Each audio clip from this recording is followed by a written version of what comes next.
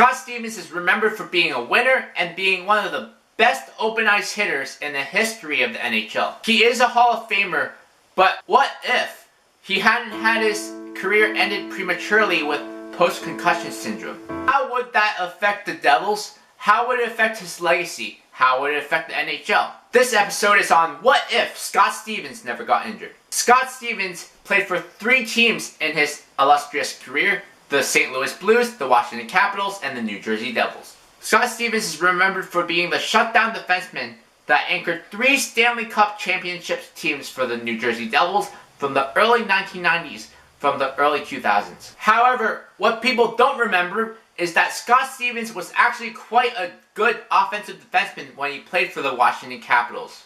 He put up some respectable numbers. Stevens had 5 seasons where he had 10 plus goals and 50 plus points with the Capitals. Even when he got to the Devils, the first 3 seasons, he still put up some solid numbers. He had 2 seasons with 15 plus goals and 50 plus points. However, the Devils didn't even qualify for the playoffs in those seasons. It wasn't until Stevens became that true shutdown defenseman that they needed and became a leader in the locker room that the Devils started winning championships. Stevens never had a season over 35 points from the 1994 season on. Coincidentally, the Devils would be in the playoff picture every single year from 94 till the year he retired.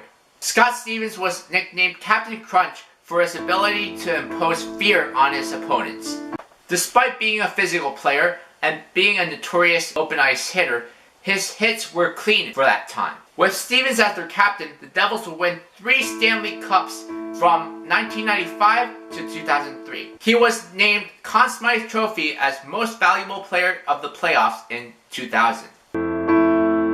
Stevens was struck at the side of the head by a slap shot from Tampa Bay defenseman Pavel Kabina. This forced him to leave the game and would leave his status for Game 4 up in the air. Not only did Stevens return for Game 4, he didn't miss a single game for the rest of the playoffs, and the Devils ended up winning the Stanley Cup that year. The 2003-2004 NHL season would be Scott Stevens' last season. Before the season ended though, Scott Stevens became the NHL all-time leader in games played by a defenseman, forced to miss the second half of the 2003-2004 season with post-concussion syndrome. Stevens retired on September 6, 2005, majorly because of the post-concussion syndrome, partly due to the lockout.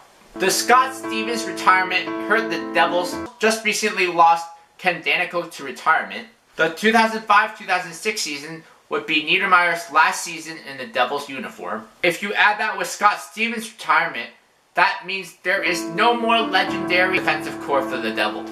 If you have a healthy Scott Stevens in the picture, who knows what happens? Next episode, I'll be talking about Sidney Crosby.